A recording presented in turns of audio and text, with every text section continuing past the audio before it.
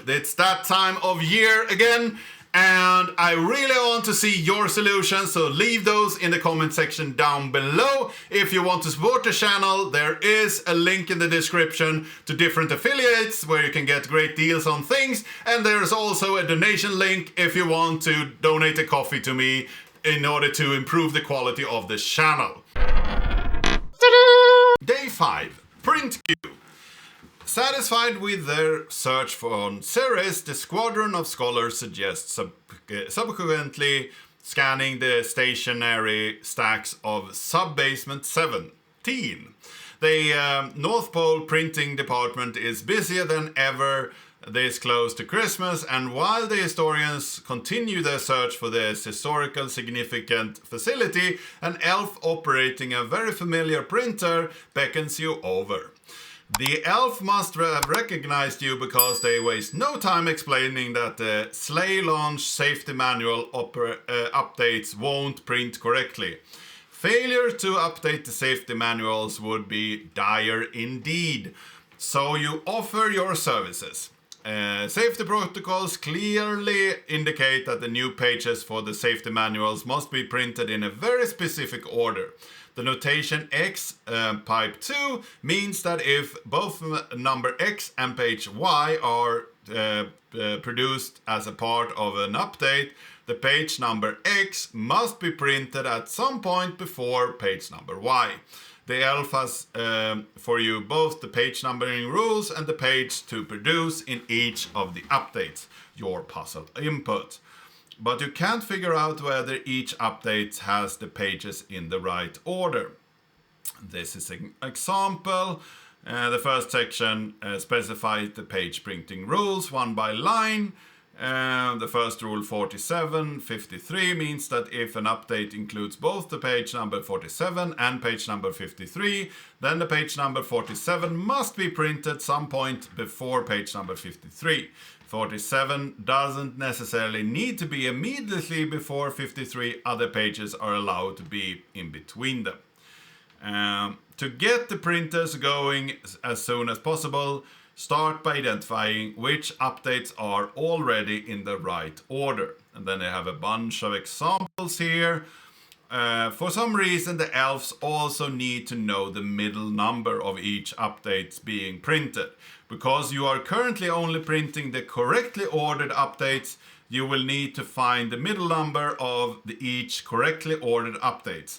In the above example, the correctly ordered updates are, and the middle numbers of that is 61, 53, and 29 respectively. Adding these numbers together gives you 143. Of course, you need to be careful. The actual list of printing ordering rules is bigger and more complicated than the example above. Determine which updates are already in the correct order. What do you get if you add up the middle number of those correctly ordered updates? So if we switch over here to my solution, we first have all the lines. I will create a list here, or a map with the left-hand side of the rules as a string, and then the right-hand side could be multiple values, so I have a list of strings there. Then we have the result, that is the result of this calculation, and I will go through each line. If the line is blank, I will skip it.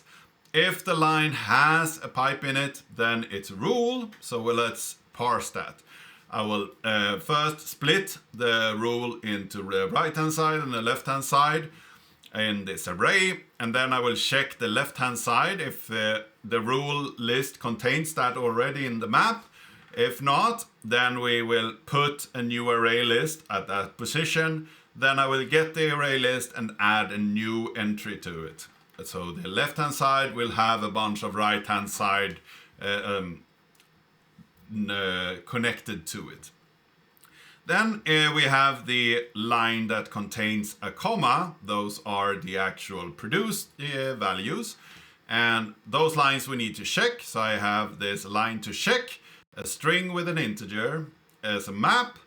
I will split the string up with the comma into a split array, and I will go through each of them and give them an index. So I'll put the value of each of the parts in this thing to check, as the key of this map, and the value is an actual ordering as a number. So I can actually fetch that number and then check if it's in the right place. Then I will set a boolean to correct, so correct true, and we will change this if we find something that is not true. Then I go through each of the map entry or the rule entries, and the line to check needs to contain the key of this rule. Otherwise we will not check it because it doesn't contain the left hand side. If it does, we will fetch that as a starting position. Everything from this needs to be further down the line. So every value needs to be larger than the starting position. Then we will check all the entry values. And if the line contains the entry value and the start position is larger than the position of this entry line, of this value line, then we know that we have an incorrect line. So we will set it to false and break. And then if we, after this for loop, these for loops still have a correct value, we will take the split array and take split array length divided by 2. And because we know that a division of an uneven number will be floored in Java, we will get a value that is lower, and we also know that this array starts at 0, so we will get the middle number if we just divide it by 2. And then I parse the int and add that to my result and print it out. So this was a pretty small and simple solution. Let's continue reading. Part 2. While the elves get to work printing the correctly ordered updates, you have a little time to fix the rest of them. For each of the incorrectly ordered updates, use the page ordering rules to put the pages in the right order. For the above example, here are 3 incorrectly ordered updates and their correct orderings. After taking only the incorrectly ordered updates and ordering them correctly, their middle page numbers are 47, 29, 47. After adding these up together produces 123.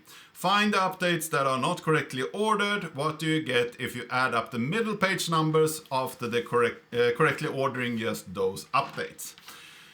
So they go to the next change here. As I said in previous videos, these are some of the code that I wrote down in CERN or down in Geneva when I was visiting CERN and Cephalacon. So this was written really late in the night, so I'm really happy that it wasn't that complicated to solve. I just sorted the list and got it to work. So the first part here is not different where we're reading the lines, but when we come to the actual produced lines, we will get the array. I will create a list of what was before as a mutable list, so we can't change this. And then I will create an after list that's just an array list, and then I will add that list in the split array list into this after list. That is something that we need to sort. So I will sort after with an A, B value. So the left hand side will be A and the right hand side will be B. And we will check the rules if it contains A. If it doesn't contain A, we'll just return 0. We don't need to move this value because that isn't in the rules list. But if it's in the rules list, we will fetch that on the list of all the right-hand sides. And if the right-hand side's list contains B, then we need to move this value earlier in the list. So I just return -1. Otherwise, I return 0. So this is my sort algorithm. I thought first that I needed to have one that returned 1 and then another that returned -1, just so I can move them in both directions. Doesn't seem that we need to do that in the sort function. Perhaps it's just slower if you're just moving in one direction. But it works, so I'm very fine with that, solving it really late at night. After that, I just check if the before list is not equal to the after list. So we know that we have sorted it and it did change.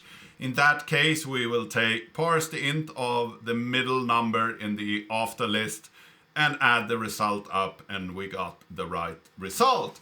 So this was my solution for day 5, part B. I really like to see your solutions. Leave those in the comment section down below. I hope that you like this video. Give it a like, share it with your friends and colleagues. If you haven't subscribed yet, please do that. And I really hope to see you in the next video.